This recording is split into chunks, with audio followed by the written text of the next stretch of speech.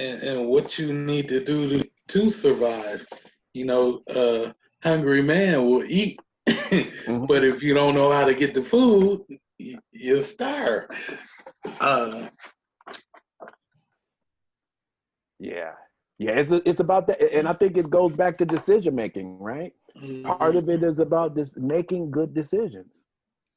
Or making the best decision you can in the moment in which you find yourself. When you really begin to think about it, this idea, so if we looking at it from an insight standpoint, you have to make the best decision for your right now with the eye on looking at where you're going. Because it's hard to continue to move forward on this side of the journey when you're dead. Mm-hmm.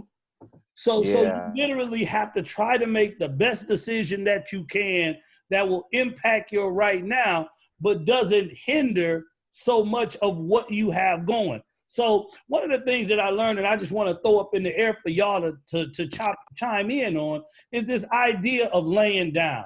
One of the things that I learned, because too many of our brothers and sisters have been made to lay down. The word lay down, for those of you who don't know, speaks of being incarcerated.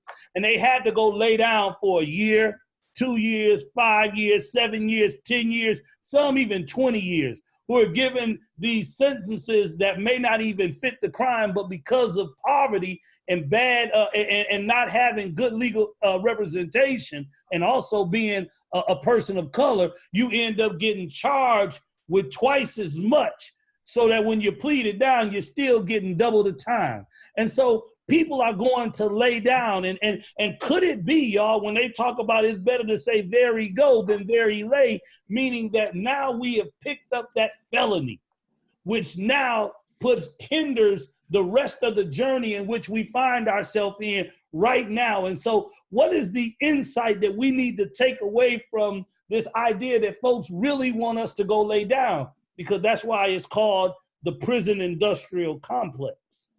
One of my questions is, or just to add another layer to that, what does laying down look like in its infancy stage? Wow, that's a heavy one right there.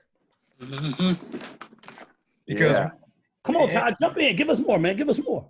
Now that might be moving us to the next phase of foresight, but we're gonna keep it here in insight. I mean, what does laying down look like in its infancy stage? I was gonna start off talking about this whole concept of complacency and mediocrity and average, right? Have we bought into that, right? Has it been, and I shouldn't even say buy into it, but has it been sold to us and we bought it, right? That it's okay to be average, right?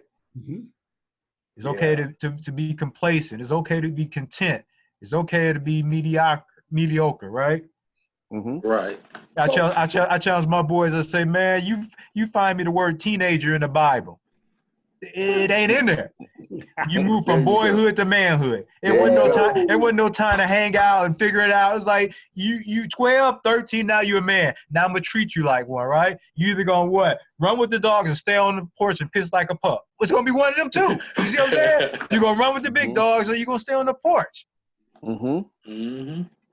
Yeah, that's right. And that's a heavy one right there, man, because you're right. I'm yet to see teenager in the Bible. And so it's about making sure that our young people, whether it's boy or girl, young lady or young man, understand the importance of making decisions, but also the importance of the consequences of a bad decision, right?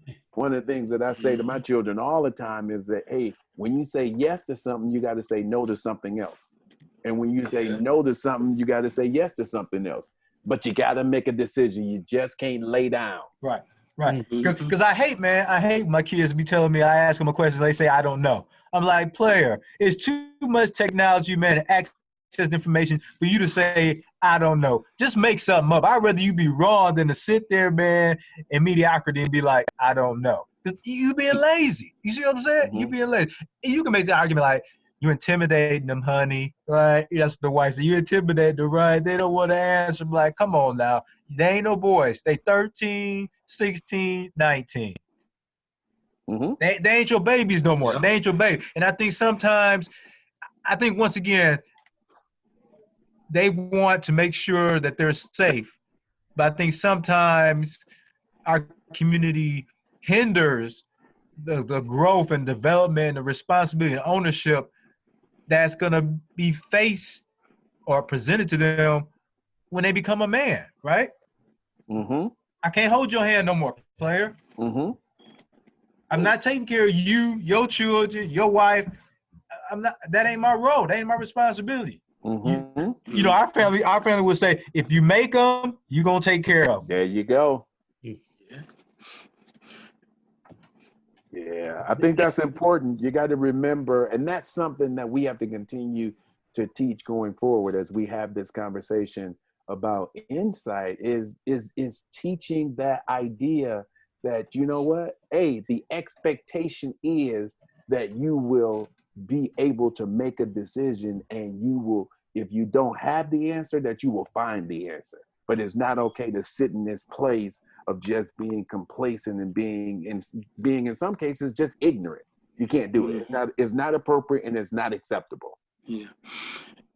And it's much better if we teach them as the men in their lives, as opposed to them getting into the system, because it's a whole different kind of lesson they're gonna learn there, and it ain't gonna be nice. Right. If we talk about really what the insight is right now, and when we talk about what is acceptable, it has almost gotten to the point where it is acceptable for a person between the ages of 16 and 19 to have served their first prison stint. It's acceptable. It's what the expectation is, that they going to jail. It ain't no question. It's just about the when they go, but they are going. And that everybody then talked about them going and laying down, right? And because they went and laid down, they think that, okay, I did 2 years, I can do 5.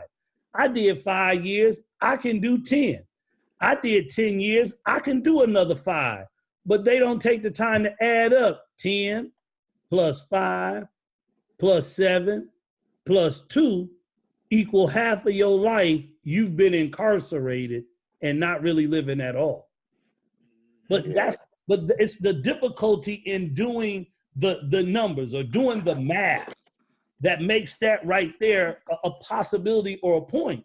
The second part that I want to throw out to y'all is simply this. How old were you when you got your first job?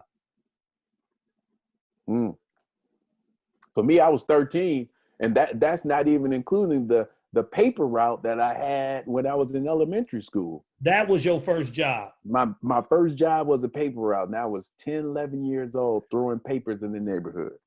Willie, when was your first job? I was 15, and I worked at a summer job for GCCAA, and we was helping to give out commodities and things like that. Okay. Yeah.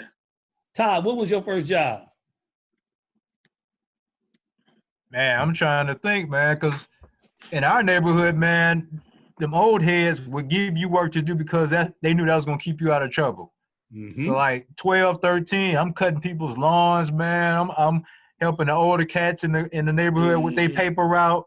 I'm running flyers for the neighborhood pizzeria, you know what I'm saying? So the official one probably is when I did temp service, man, when I went to the military. That's probably like my official real job, you know, where I was on the roads and collecting Social Security and all that kind of stuff, right?